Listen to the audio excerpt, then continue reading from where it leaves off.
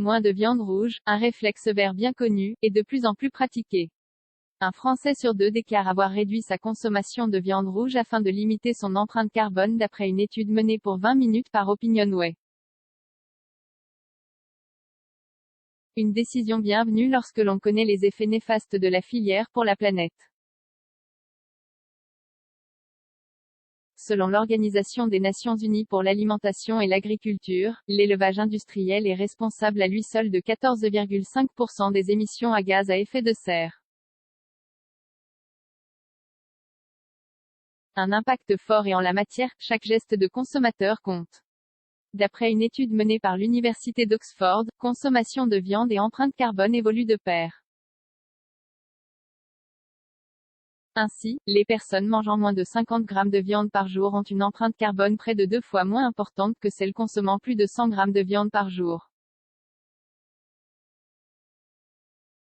Simple à retenir. Ne reste plus qu'à agir. Pour manger de la viande de manière raisonnée et durable pour l'environnement, le réseau Action Climat préconise ainsi 3 à 4 portions de viande par semaine. Le docteur Jean-Michel Le Serre, responsable du service nutrition à l'Institut Pasteur de Lille, conseille pour sa part de ne pas manger plus de 500 grammes de viande rouge cuite par semaine. À vous de voir comment vous les répartissez. Et comment vous les choisissez. Les conditions d'élevage de l'animal que vous consommez ont un impact direct sur la planète. Pour faire un choix éclairé, on se tournera vers des produits labellisés, AB, agriculture biologique, par exemple.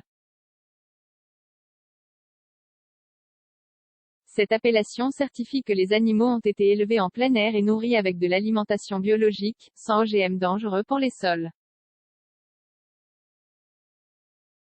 Aurélie, décoratrice d'intérieur, fait partie des 32% de Français qui ont décidé de miser sur une viande de meilleure qualité. Je peux me priver de manger de la viande rouge pendant 3 semaines pour investir dans un produit de qualité supérieure bio et produit localement, explique-t-elle. Et la viande blanche, moins coûteuse pour la planète que la viande rouge, la volaille constitue une sorte de pis-aller. Une étude menée par la revue médicale américaine de nutrition clinique, estime que remplacer une viande rouge par de la volaille permet de réduire de moitié son empreinte carbone. Mais si la production de poulet est bien moins émettrice de gaz à effet de serre que l'élevage bovin, son impact reste important sur l'environnement. C'est certes moins que pour l'élevage bovin, mais si l'on multiplie ce chiffre par le nombre d'animaux concernés, le résultat est loin d'être négligeable, écrit l'association L214. Portefeuille et santé geste vert s'il en est, la réduction de la consommation de viande est également un réflexe santé. D'après les résultats d'une étude de l'American Heart Association, les graisses issues de la viande augmentent les risques d'accident vasculaire cérébral. Les patients testés par l'étude, 117 000 participants, qui mangeaient une majorité de graisses animales non laitières avaient 16% de risque supplémentaire d'AVC.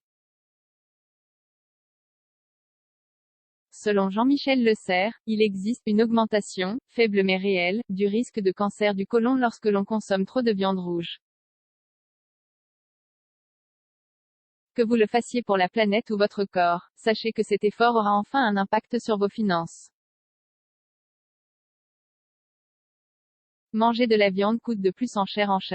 D'après les chiffres de France Aremer, les prix du jambon et des charcuteries ont augmenté de 4,6% en 2020. Si même votre banquier vous remercie, vous n'avez plus à hésiter. Un commentaire 0 partagé sur Messenger, partagé sur Facebook, partagé sur Twitter, partagé sur Flipboard, partagé sur Pinterest, partagé sur LinkedIn, envoyé par mail, sauvegarder une faute? Imprimé.